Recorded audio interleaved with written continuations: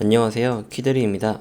누가 아직도 요즘 구매 대행을 이용해서 쇼핑을 하나요? 개인 통관번호 넣고 직구 다 할 줄 아는데 구매 대행 시장도 레드오션이다. 맞아요. 이런 식으로 얘기하면 세상 모든 시장이 다 레드오션이고 이미 내가 진입해서 돈 벌기는 걸렀다 싶죠. 지금 저는 월 1,000만원 수익을 달성한 지 약 4, 5개월 정도가 지났고 지금은 다른 파이프라인들을 추가해가면서 수익을 다각화하려는 준비 중에 있습니다. 그 와중에 잠시 시간을 내서 스위스 여행을 와 있습니다.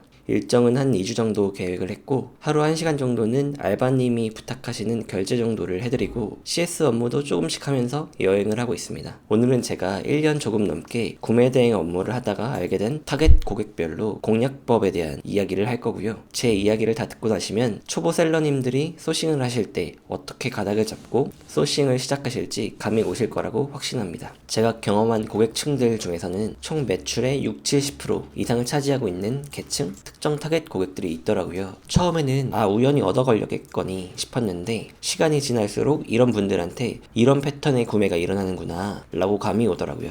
여러분들도 상품을 무작위로 막 올리시다가 시간이 지나면서 깨닫게 되실 거예요. 대신 저는 그 시간을, 그 시행착오를 조금이라도 줄여드리려고 지금 영상을 찍고 있습니다. 바로 시작해볼게요. 총 3집단으로 나뉩니다. 첫 번째, 회사 소속의 직원이 회사의 물건이나 장비를 구매하는 경우. 두 번째, 인터넷이 익숙치 않은 40대에서 60대의 구매. 세 번째, 특이 상황 때문에 급한 사람들의 구매. 이 세 가지 타겟 집단만 잘 분류하셔도 지금 경쟁률만 보고 무작위로 올리고 계신 셀러분들의 매출에 크게 도움이 될 것이라 확신합니다. 그리고 되게 중요한 이야기인데요. 이 모든 소싱 방법에 가장 중요한 전제가 있어요. 우리는 뭐가 팔릴지 모른다는 것을 인정하는 거예요. 다만 팔릴 확률이 있어 보이는 것들을 가져와서 업로드를 하는 거죠. 저도 구매 대행을 처음 시작했을 때 바둑에서 신의 한 수라고 하죠. 딱 잘 팔리는 단 하나의 상품을 오늘 내로 찾아서 딱 완벽하게 업로드할 거야. 이런 마인드를 버리는 거예요. 자, 그럼 첫 번째부터 살펴보겠습니다. 첫 번째, 회사 소속의 직원이 회사의 물건이나 장비를 구매하는 경우입니다. 보통 회사에서 비품이나 그렇게 전문적이지 않은 장비나 도구들을 구매하는 경우입니다. 비품이나 간단한 장비를 사는 것도 이분들한테는 사실 시간을 많이 잡아먹는 업무거든요. 그리고 더구나 다른 업무들도 많은데 이런 업무에 시간을 그렇게 많이 할애하고 싶어 하지 않아요. 그래서 상대적으로 내가 개인적으로 쓰는 물건을 구매할 때보다는 조금 덜 깐깐하게 보실 수밖에 없고요. 그리고 디자인이나 기능이 무난하지만 웬만하게 평점이 좋은 물건들을 구매하는 게 베스트인 거죠. 결국에 주변 동료들에게 욕먹지 않을 정도면 충분하다는 점을 파고드는 거예요. 그래서 내가 집에서 사용하는 제품들을 구매할 때는 같은 제품이면 무조건 최저가나 메이커를 주로 보잖아요. 근데 이분들한테는 아주 조금 저렴하다는 것도 그렇게 큰 매력 포인트가 되질 않거든요. 왜냐? 회사 돈이기 때문에. 또 해외에서 발생하는 복잡해 보이는 과정들마저도 업무로 느껴지거든요. 그래서 누군가 그 과정들을 대신해서 그분들의 구매 담당자 역할을 하는 셀러님들이 대신해 줄 수 있다면 이것 또한 기꺼이 삽니다. 기꺼이가 아니라 더 높은 점수를 주면서 사게 되는 거죠. 이 타겟에 대한 소싱 방법은 이건 정말 말씀드린 적 없는 꿀팁인데요. 제가 초보 셀러일 때, 그러니까 월 매출 1,000만원까지 올라갈 때는 대부분의 매출을 이 방법으로 냈고 그 방법을 말씀드릴 거예요. 길거리를 돌아다니면서 보이는 철물점, 건설 자재, 건축 자재, 그리고 배관 자재를 파는 가게들의 간판을 이용하는 거예요. 또 직접 돌아다니지 않아도 네이버 지도 같은 앱들을 이용하시면 거리 뷰를 다 볼 수 있죠. 네이버 지도라고 쳐볼게요. 네, 그리고 건설 자재라고 한번 쳐서 들어가 보겠습니다. 이렇게 보시다 보시면 제목 아래에 이런 식으로 거리 뷰를 볼 수 있잖아요. 거리 뷰를 하신 다음에 확대를 해서 간판을 살펴보는 거예요. 근데 여기는 별게 안 써 있죠. 또 다음 걸 한번 볼게요. 네, 이런 식으로 제가 찾았던 간판들에서 써먹을 수 있는 것들이 있죠.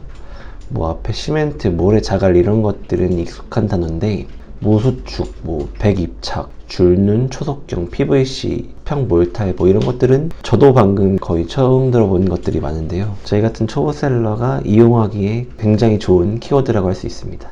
이런 식으로 찾아보셔도 됩니다. 처음에 구매 대행을 접하시게 되면 태어나서 처음 들어보는 제품 종류들을 많이 만나게 되실 거예요. 그리고 우리가 전혀 모르는 영역들도 정말 많기 때문에 이런 분야의 이름을 알게 된다는 것만으로도 정말 강력한 위력을 발휘합니다. 우리가 생소한 만큼 다른 셀러분들한테도 정말 생소하다는 이 점을 이용하는 거죠. 이런 키워드들을 가지고 많이들 이용하시는 셀링한이나 아이템 스카우트 같은 키워드 솔루션을 제공해주는 툴들에서 검색을 하시면 비교적 블루오션이지만 한 개씩 주문하지 않고 대량을 주문하는 경우가 대부분인 제품들을 손쉽게 찾으실 수 있습니다. 그 예시를 제가 한번 보여드릴게요.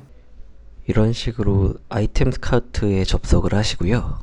그 다음에 수평 몰탈이라고 한번 검색을 해보겠습니다. 네, 한 달 검색수 한 4,990회에 상품 수가 2,300개 정도니까 비교적 블루오션이라고 할 수 있을 것 같습니다. 경쟁 강도도 이 정도면 좋은 편이고요. 두 번째, 40대 중반에서 70대 사이의 타겟층. 이 타겟들의 특성은 이렇습니다. 일부 인터넷 쇼핑에 익숙하신 분들을 제외하고는 이 나이대 고객님들은 아무리 인터넷을 열심히 배워도 중국어나 영어가 조금 섞여있는 해외 사이트에 대한 강력한 거부감이 있어요. 거의 극복을 하지 못할 정도의 두려움과 고난이라고 생각하시는 분들도 덜어 있더라고요. 58년생이신 저희 부모님만 봐도 쇼핑몰이 쉬운 영어로 되어 있음에도 불구하고 혹은 일본어나 중국어 같은 외국어가 조금만 섞여 있어도 전혀 구매하실 엄두를 안 내시더라고요. 혹시 사기 아닐까? 이런 염려도 섞여 있고요. 더구나 통계적으로 따져봤을 때 이분들은 꽤 경제적으로 부유하시고 시간의 여유도 있습니다. 그래서 조금 비싸도 안정된 것을, 배송이 오래 걸리더라도 중간에 누군가가, 이 누군가는 저희들 셀러가 되겠죠? 우리 같은 사람들이 보증해준다는 느낌에 구매를 하게 되는 겁니다. 이 타겟을 공략하는 방법은 골프, 캠핑 같은 레저 용품이나 건강관리 용품이나 실버 용품들이 정말 잘 팔립니다. 단 의료용품은 인증을 안 받고는 못 파는 거 아시죠? 마찬가지로 말씀드렸던 아이템 스카우트에 들어가셔서 아이템 발굴 칸에서 이런 식으로 서칭을 해주실 수 있겠죠?